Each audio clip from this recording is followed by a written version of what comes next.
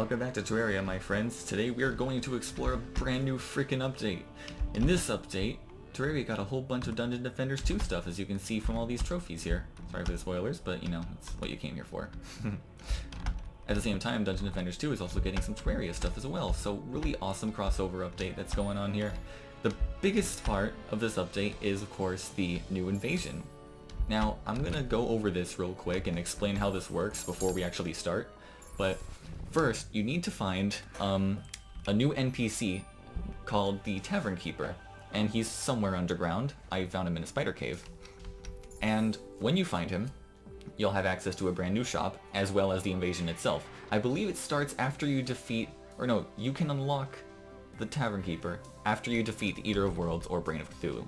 That being said, there are different, a lot of different stuff you can buy from his shop, most of which is bought with Defender tokens. Is that what they're called? Medals. Defender medals, yeah. And he also has a couple of other basic items that you can buy with normal in-game currency. Now, interesting thing here is that he sells this stand here as well as these Elder Crystals, which are also from Dungeon Defenders 2. When you put this crystal into the stand, it starts the invasion. However, you need to have a wide, flat area of space. You need to have almost no obstructions, really large flat land, and I actually had to clear out the cultists from this place so that way they wouldn't get in the way. And I still have a pillar left over there. Yeah. Well, now, when you start, there's going to be a huge wave of enemies, and I mean a lot, a ton. I've already defeated thousands and thousands of them on the tally counter, even though I've only done a few invasions. And depending on what progress of the game you're at, what stage of the game, it's going to have new enemies, and they're going to be stronger, and it's going to scale. It's going to scale with your progress, let's put it that way. Now, I assume it's probably really easy if you're playing a summoner, because that's what Dungeon Defenders is all about. So, I guess the only way that I could describe this, or show this to you, is just start it up, see how this goes. So, the crystal is in, the portals will open, and the waves will begin. I'll show you the portals at the end of this wave. Now, the first thing, really important thing about this update is that you can only have one sentry minion at a time now, which is kind of sad. However, there's a lot of items that can supplement that, give you increased sentry damage as well as increased sentry cap, like this monk's belt that I recently got from the invasion, which is really freaking cool. A lot of summoner stuff here in this update too. At the same time, you can also summon more than one of the same turret. So, 2 lunar portals right there. And they're going to defend this place like nothing else. I kid you not. Wave 1 is already almost complete. There are 7 waves in total in this invasion. Now that that's over, let's wait for the rest of the enemies to die. A lot of them drop mana. Etherian mana. I think that's how you pronounce it. But you use that to create additional turrets, I believe, which are also bought from the Tavern Keeper. And see, there's a countdown above the crystal here that shows when the next invasion is going to start, or the next wave, rather. Also, interesting thing, you cannot mine at all during this invasion. You cannot mine, you cannot place anything. So you have to have a battle station set up, and you have to obviously make sure to put in whatever banners you get after each invasion. But the banners actually appear at different intervals. Instead of every 50th monster, I believe it's every 100th, every 1,000th. I can't exactly be sure. Now, some of these monsters in this wave in particular can go through walls, so I'm a little bit skeptical here. As well as, of course, there's a lot new accessories, armors, vanity, pets, light pets. See, as you can see, there's a light pet right here and a normal pet right here. Obviously, they're from the game, and I haven't actually played it yet as of now, but I plan to in the future, because this is really good. I already have a lightning bug banner, so I don't need to place this. I can't place it anyway, so it doesn't matter. The mana also is kind of not helpful until you get the different sentries, as far as I'm aware. But, you know, you would think that it's fun to collect it anyway, but you actually cannot use it outside of the invasion, and all of your Etherian mana disappears after the invasion, so there's no point to really keeping them or picking them up if you don't have what is required to use it. So, next wave. There's a lot of different enemies here, and I don't even know their names. I probably won't remember their names either until I've actually played Dungeon Defenders, but this is all a huge reference here, so that must be why. Oh, and of course there's a new track that plays along with this invasion, and I really freaking love it. It's an awesome event. It's like a remix of the main theme, I think. Yeah, because I've seen my friends, even my brothers, play it, so I do intend to get into it at some point in the future. Oh. I already have a banner for this, I think. Anyway, let's go into battle as well, because this is fun. You can't just stand here and let your minions do all the work. You spawn from these portals, and you have to make sure actually to not go too far from your crystal, because the crystal actually has health, see, 3,000 health, and if the enemies get to the crystal, they can damage it. Ranged enemies can also shoot it from afar. Nope, nothing new here. Oh, and every wave you complete, the crystal drops one of your defender medals that you're going to need, and you're going to need a lot of them, and I mean a lot. If you want to buy everything from this Tavern Keeper shop, you're gonna need hundreds, and I mean hundreds, so you'll be spending a lot of time here, if you don't mind anyway. Now up next, you can see one of the mini-bosses of this event. I'm not sure when he'll spawn, but he is the Dark Mage, and he's actually able to revive fallen comrades into skeletons, if I'm not mistaken, or he can just spawn them on his own. But he has quite a lot of health, so you can tell that he stands out from everyone else. See, there he is, right there. He's writing on a book. And there, he's down. Now let's not wander too far, so that way we can see what's going on.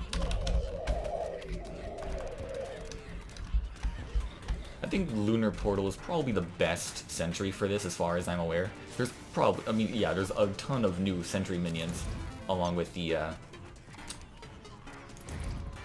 freaking, what's it called? Along with all the other stuff that you can buy. And actually, each sentry staff, from what I've seen, actually has different tiers. And I believe, I'm just gonna guess, that they're only purchasable at certain points in the game. I mean, I've already beaten the game on this character, so I appear to have already unlocked everything. So, there's a whole lot of stuff in the shop that could potentially be very, very powerful. I don't even know if there's a set effect yet for these armors, but most likely there are. And the stats are just really good, they're amazing. They're very wide, varied.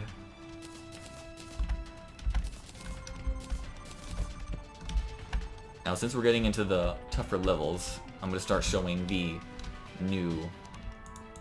Oh wait, is this new? Not, I don't think so. Actually, yes. I'm going to start showing these new weapons here that are dropped from the various bosses. I'm going to start with this spear. This is a really cool spear, by the way. It's unlike anything you've ever seen, unless you've played Starbound, but you hold down this spear, and it just twirls around. And it's really freaking cool. Oh look, there's the ogre, by the way. You don't want to be too close to him, but... There. That's one of the bosses in the invasion. Now, when you're using this spear, Sky Dragon's Fury, I might say, it actually has a different technique, also kind of like Starbound weapons, I guess. When you right-click, it shoots out these electrospheres. It's a really awesome spear. Like, if you've ever wanted to do a spear-only playthrough, now it's possible. So that way you don't have to end up killing Ice Queens with an Obsidian Swordfish. No, you don't want to do that. If you can get this spear, any of these weapons early enough, you're in for a treat. You're going to have a lot of fun. Really awesome defensive weapon this spear is. I really have to appreciate it. It does its job too.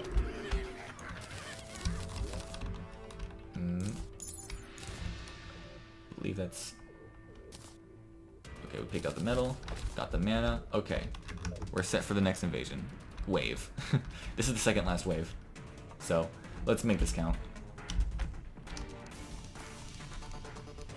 Alright then. Here we go.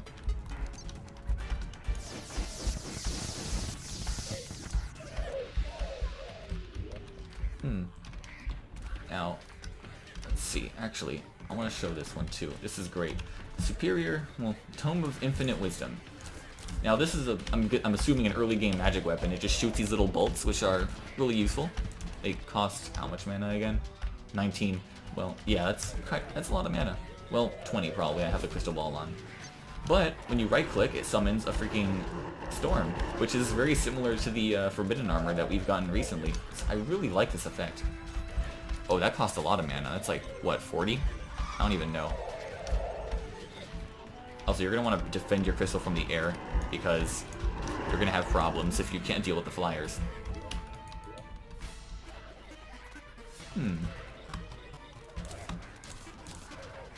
What else have we got? A lot of different pets and stuff. Now this one's really cool.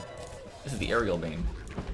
This is a bow with what appears to be really terrible accuracy, but it actually deals more damage to enemies that are in the air. So like, if you're a good shot, then you can absolutely destroy anything with this. Yeah, pretty. Looks like a mid-game bow, probably. Yeah. Alright, wave complete. We are on to the last wave now. Let me clear these things out. I don't see anything new yet. Oh no. My inventory is full. Silly me.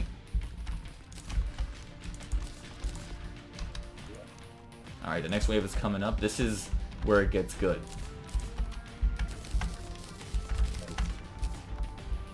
Alright, final wave. Here we go. And now you have to fight the boss. Like, the boss of the invasion.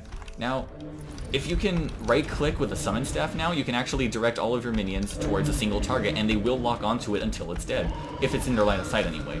Now this is the boss. This is Betsy, I believe her name is. She has 50,000 HP, so she's basically Duke Fishron, so obviously an endgame boss. Really powerful too. She can just dive straight into your Eternia Crystal, and then, you know, deal a lot of hurt. But when it's dead, the invasion is over. So, haha. Everything dies. So, freaking awesome. She drops wings as well. Really good wings, I might add. I'll show you what they look like. Let me take off my Jib's wings. And see, pretty cool looking. Cool effect. Really good flight time too, so it's obvious these are really kind of comparable to Fishron wings. And as well, they also have the hoverboard, you know, hover ability. Goes super fast, but doesn't last very long. Either way, loving this. I'm loving every bit of it. I'll put away all this other stuff. This is also another weapon, Betsy's Wrath. Magic weapon that I'm just going to assume applies Ichor, whatever. Because it weakens enemy defense, so this is freaking awesome. I mean, it's not the most powerful, but it's definitely worth holding on to, either way. Let's see, do I need these banners? Probably. Yeah, this is a new banner. This is not a new banner. That's fine. That being said, that is the invasion. Oh, blessed apple. Hello. I don't need you. Sorry. Don't need you either. So this is the invasion. Really freaking fun, honestly. It's worth grinding, because the new stuff is just amazing. Now, this is where we get to the fun part. The Tavern Keeper over here. Really cool guy. Moonlord. Don't you mean Abyss Lord? Look at all this stuff. How do I explain all of this? Okay, he sells ale, whatever. Elder Crystal, this is what you need. This in the stand. Defender's Forge. I do not have enough metals to buy this yet. These are the new summon staves, and they apparently have different... Yeah, they have different, tiers? Yeah, they're tiers. They're all the same thing, but they just, you know, they cost less mana, actually, huh? This is a lot of stuff I have to edit for my guide. And they do more damage depending on the tier. This is, oh my gosh, 253 compared to 355 for the Rainbow Crystal Staff. That's really good. All of this is really good. Yeah, man. And now the armors. How do I describe the armors? Okay. Okay, you would expect the Squire to be warrior stuff, sure, but look at this. Max number of minions, sentries, and increased life regeneration. Increased minion and melee damage. Increased minion damage, increased melee critical strike chance, and movement speed. All of this, and I mean all of it, is summoner armor. Every single piece. I am not even joking. I'm in tears right now of how amazing this is. They have different defense values. You can buy them with a whole ton of defender medals.